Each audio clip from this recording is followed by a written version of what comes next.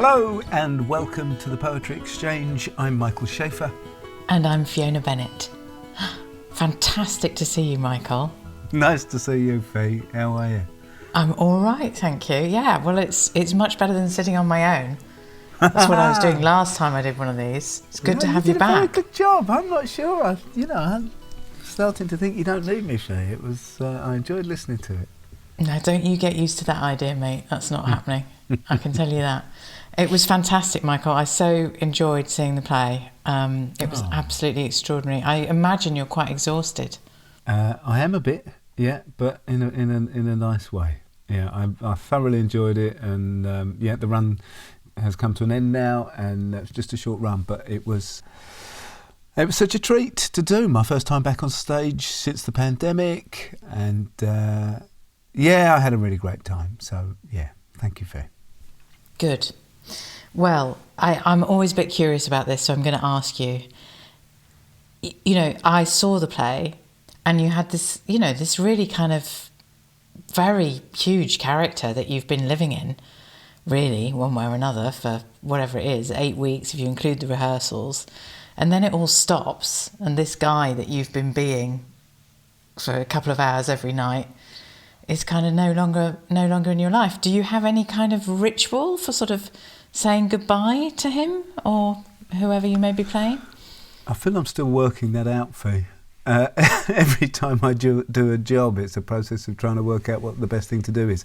On this occasion, I've actually been walking with a friend in Dorset on the coastal walk there, and that was great. So maybe that will be the thing, is that I'll plot in like a little walking holiday after a show. But yeah, I very much enjoyed that. Yeah.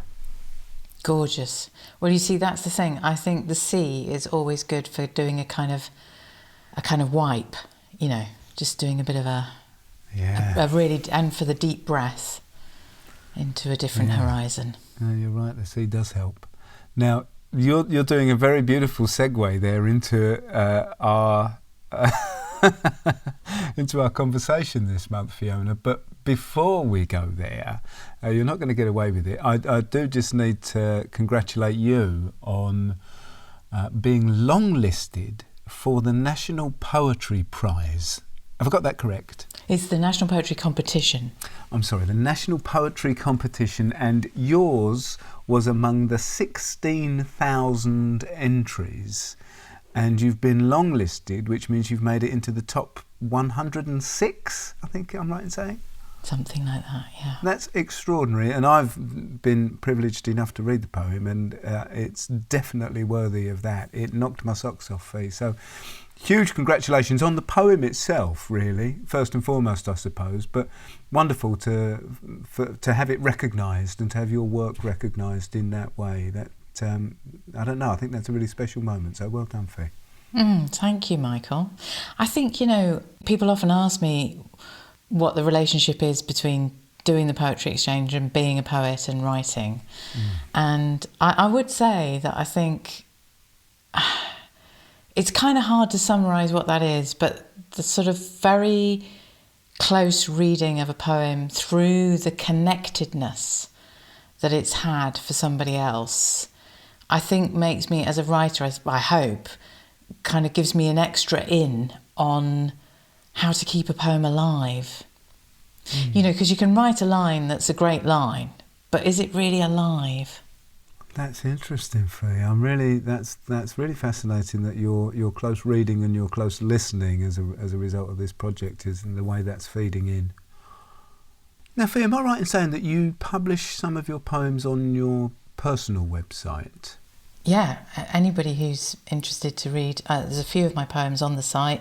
It's fionabennett.co.uk. That's great, Fee. I'm going to go and have a look around on your site once we've finished talking. Now, Michael, I know I've done that tempting tease towards the episode, but there was one more thing that I wanted to mention before we head into that conversation, which is another podcast that a friend and visitor to the Poetry Exchange has been putting together that is really extraordinary, and I just wanted to offer it as a possible listen to our listeners. It's being produced, hosted, put out into the world by the fabulous Martin Heaney, who came to us with The Lake Isle of Innisfree.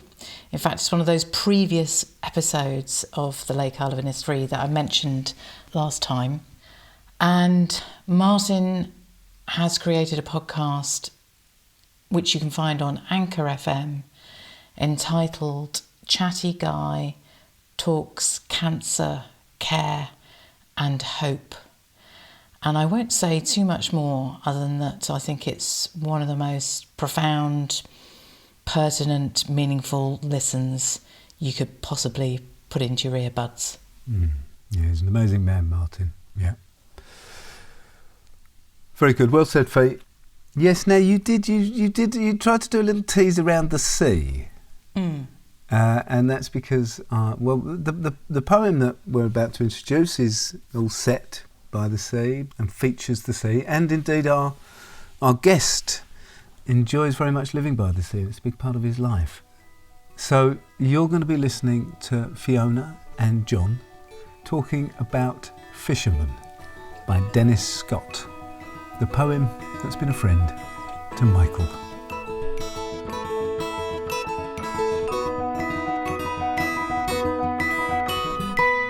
You're by the sea then, are you, Michael? Yes, I'm very much by the sea. Pretty good going. Good going. Would you like to give us a reading, Michael? Okay. Scales like metal, flint his feet, their empty eyes like me, how grey their colours in the heat, cool as the oily sea. With gentle hand he slits the heart, and the flesh as white as milk, and the ribboned entrails fall apart like the fall of coiling silk. Some day I too shall fish, and find on stranger shores than these the ribs and muscles of my blind self rainbowed from the seas. Thank you. It's already such an evocative poem. I wonder if you recall when you first encountered it.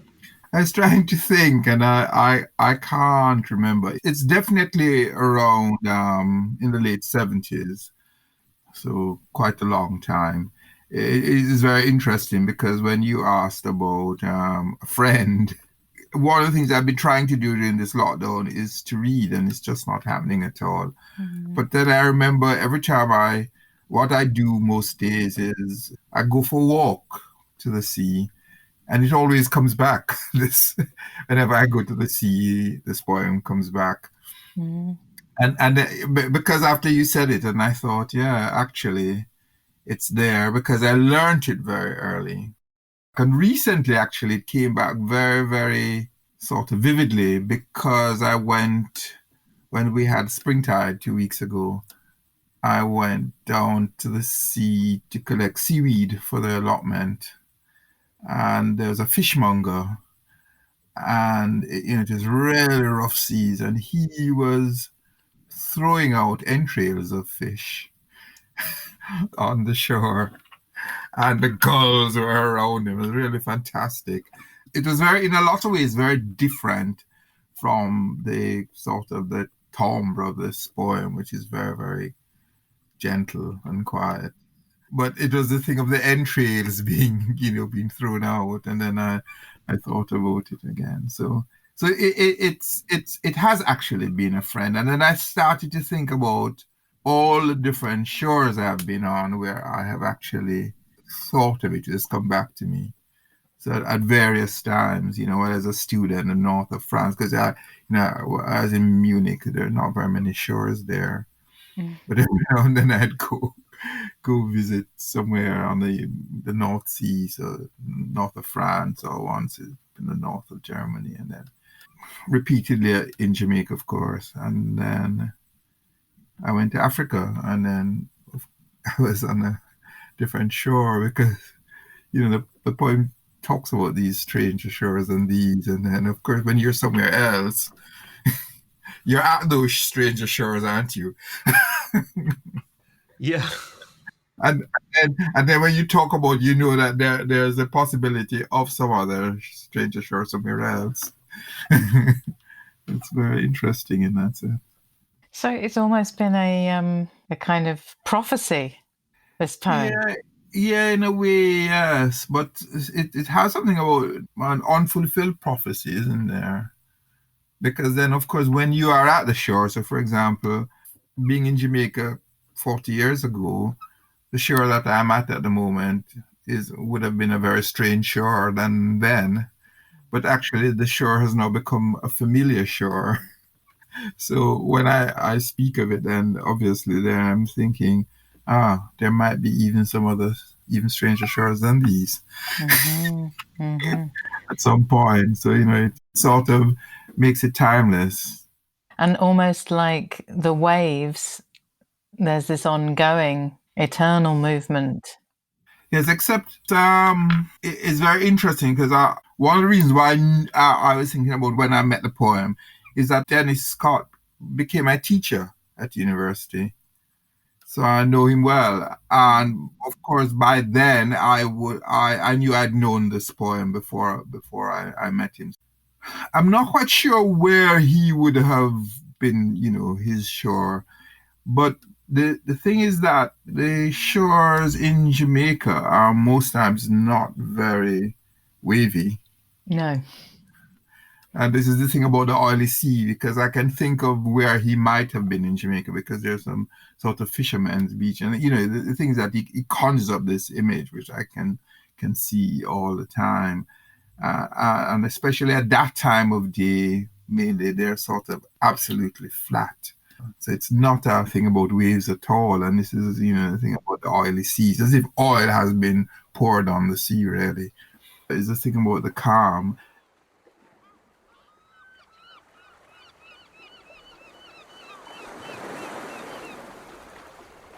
The scales like metal flint his feet, their empty eyes like me. How grey their colours in the heat, cool as the oily sea.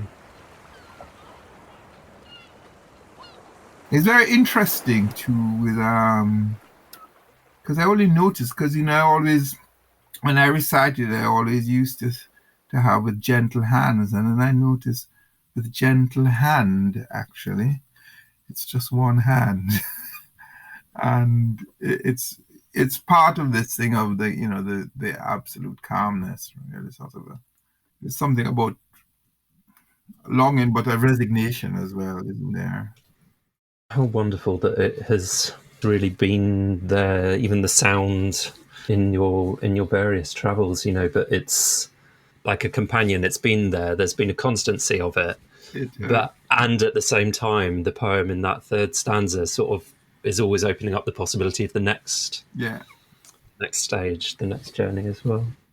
It's really thing about this, the entrails is really sort of it's deceptively gentle, because actually when you think of being disemboweled, and of course the whole thing of the being blind and not knowing, it's really interesting. Mm. And of course being silk ribbons and silk. He was very masterful in terms of his use of language as a very skilled. Yeah, it's amazingly compact, and yet doing that wonderful thing of blowing everything open at the same time. Exactly. Kind of incredible. And of course, it does this thing that I think the best poets do, of sort of taking something of an image that is just, in a lot of ways, very mundane, and then actually, opening it up, that something that is so everyday that, happens in Jamaica every morning. I grew up in a place called Falmouth, partially right by the beach, and people just walk down to the beach to just watch the fishermen coming in, bringing their boats, and then doing that, selling the fish and gutting the fish, as we say. So something very everyday. Yeah, it's part of the mystery of great poetry that you can't always know how that craft is working. It's so invisible to us in reading it. But what I have in my film of the poem is also he conveys somehow the hand absolutely knowing what it's doing through that habit of that being the work of that hand. maybe that's part of the silk. Maybe, that you feel the hands are very skilled. And of course, there is a thing that they do there where they just actually let the thing. I can see it now, the intestines just dropping.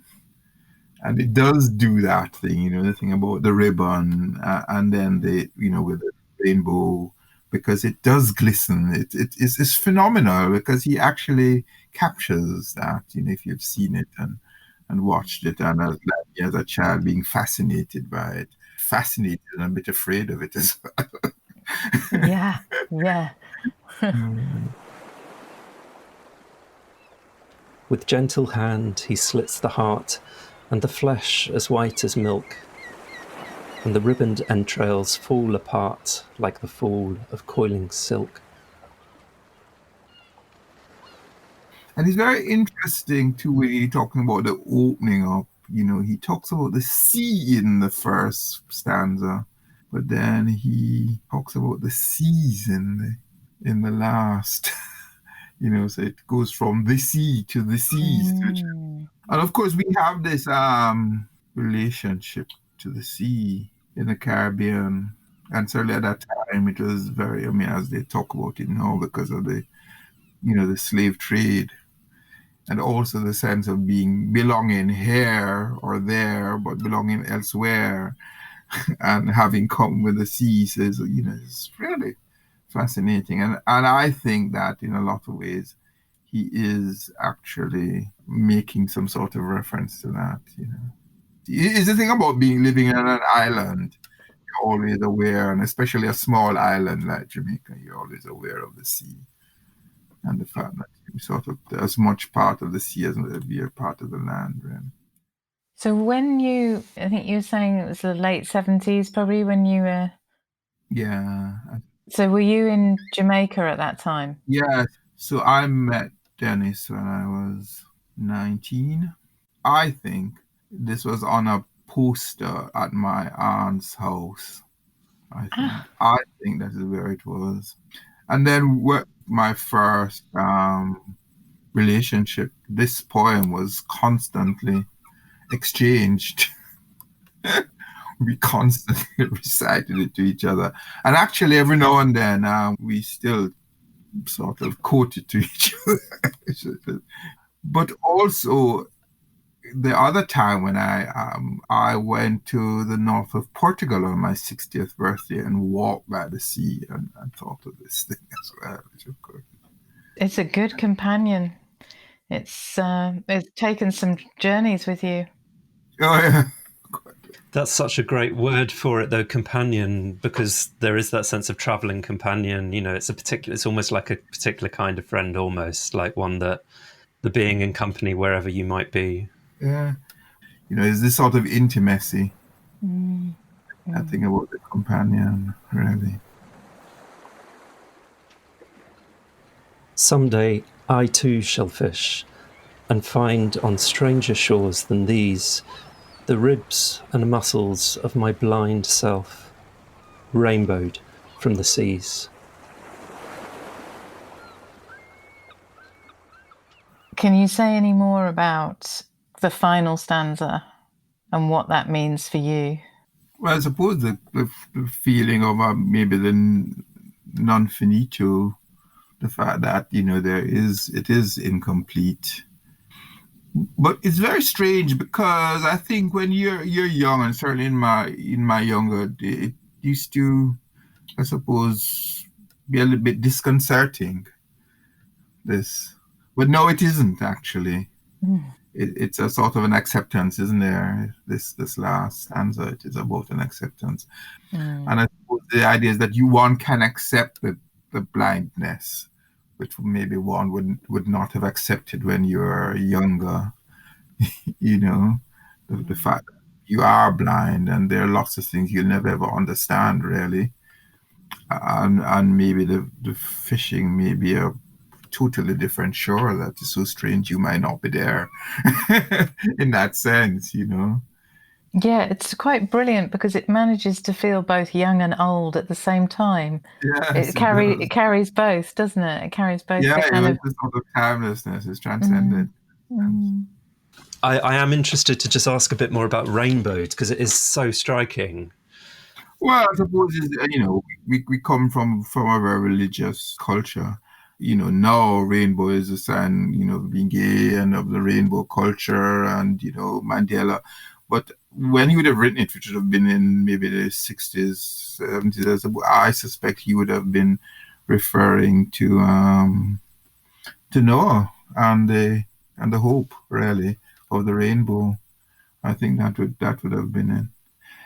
One of the things that I'm noticing here is in terms of the shift, because one goes from observing the fisherman to being the fisherman to being the fish. Really, from the observer to the fisher to the fished. And he does that in the last stanza, doesn't he? But then, the ribs and muscle of my blind selves, in that sense, I then become the fish. Brilliant. Brilliant. It makes an ambiguity in a really good way of the someday I too shall fish. Yeah. I too shall be fish, Yes, exactly. Yeah. And it's wonderful. But then it's also very calm, because even though the idea of the ribs and muscles, I shall find that my own entrails on this thing, but yet it's discovery, isn't it? of my blind self, so it's a thing of discovery. So you live in Worthing now. You've lived there for a few years. Mm-hmm. You still have moments of glimpsing fishermen and going and getting seaweed for the allotment. Yeah. What's it like as a seaside experience, and how does it compare to other seas? Yeah, well, it's different at different times of the year. One doesn't see fishermen very often, but there are boats there, so there obviously are fishermen somewhere. In summer, it's really a tourist town, and the seas are, it's a seaside in that sense. In the winter, it's a different sea.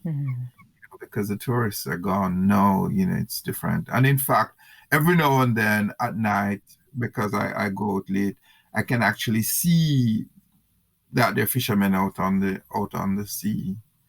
But the thing about the sea and somewhere like Worthing, one of the things, for example, that the sea is different here than in Jamaica is that we don't see the tide in Jamaica. I think maybe because it's near to the equator. So you don't see the tide going out and coming in very much. But in Worthing, it's really, really pronounced. So it's very, very active sea, isn't it? It's very, and of course, when the weather changes, it changes. So it is for me every time I go there, it's sort of an act of discovery. What is it going to be like today? When is it? And there's a time when I actually had the tide tables on my phone, and I would actually look. But no, I just sort of go and be surprised about the tide. And then we have something like a spring tide where the sea turns something totally differently. I know, even though I live 10 minutes away from it, at night when we have like a storm, I feel as if the sea is actually in my bed, because it's really, you can hear it, and it's very tempestuous. So it's a very living thing for me, it's just really. And then I don't know where I first saw the thing of the sea between us. I don't know if you know that. Emily Dickinson. Yeah, is that where it comes from? Yeah. So it's quite strange. It divides, doesn't it, as well? But again, it's the same sea, isn't it? Jamaica is on the other side of that very same sea. It is the same sea, for example, or Portugal or West Africa or wherever. It is the same sea.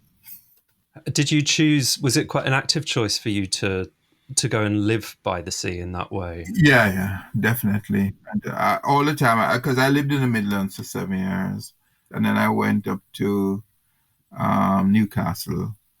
I wanted to go and live by the sea. And now when I'm coming close to retirement and I have to think of where I want to live, But now, will I be able to go and live near the sea? Because it's even different if you're living 5 miles from the sea when you're 25. But when you're 75, if I ever make that, 5 miles from the sea is a really far away place. Ideally, I'd like to live where I could walk to the sea, but there are a few places in the world that you can afford to live. So by the sea, it's so expensive to be by the sea. I'd love to ask Michael when you were last in Jamaica. Actually, last year I went, and last year when I went, I actually stopped and walked along the coast that I walked as a child and to the beach, and actually went and spoke to the fishermen there, and have really lovely pictures of this bay and of fishermen there. And of course, we don't know when I'll ever be able to get a chance to go back at all. And just there where I would have had these memories of the fishermen.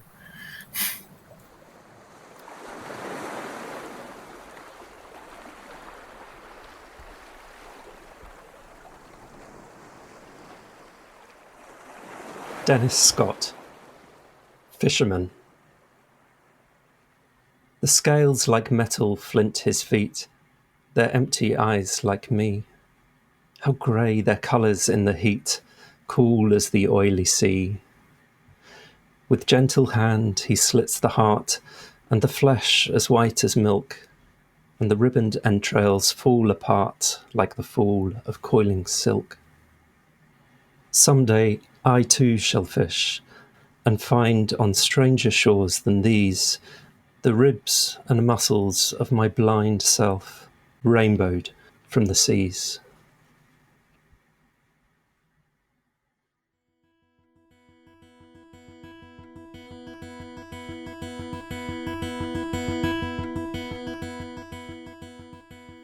That was John with the gift reading of Fisherman by Dennis Scott. Our thanks, of course, to Michael for giving us permission to use that wonderful conversation.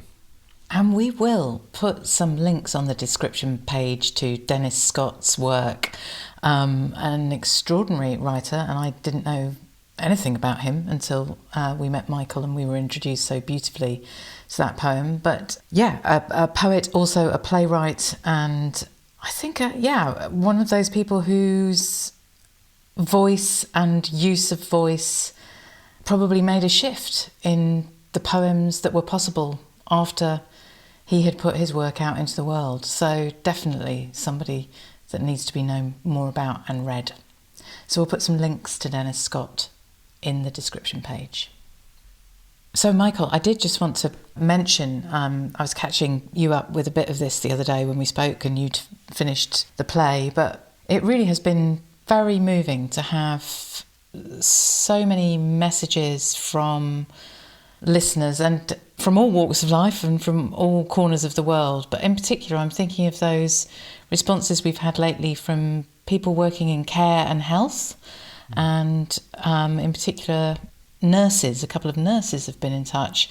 And I remember that when the pandemic started, you and I were wondering what we could do, if there was something particular we could do.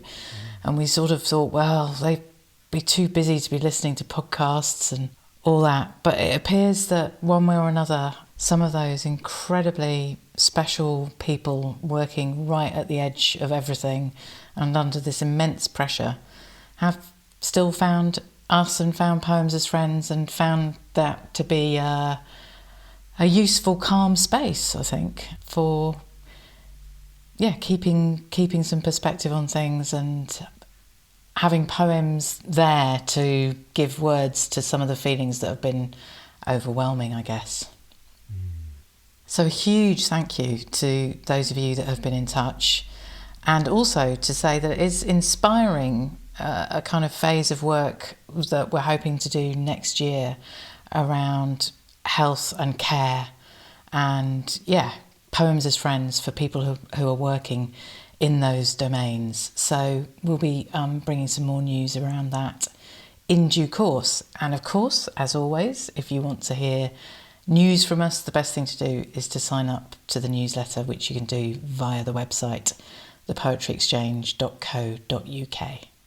Very good. Thanks, Fee. That's great. I was actually just looking at where people have been listening. You know, you can see where in the world people have been downloading and listening to the podcast. And so obviously there's a lot in the UK. There's a lot in the United States now, as well as France, Canada, Italy, Ireland, Australia, Germany, India, Sweden, Kuwait, Morocco, New Zealand, South Africa, Denmark, Lebanon, Spain, Switzerland, Belgium. It just goes on and on and on. And it's just really exciting to see that and to know that this little thing that we put out in our funny little way is being heard around the world in this way. So thanks to everyone that listens. That's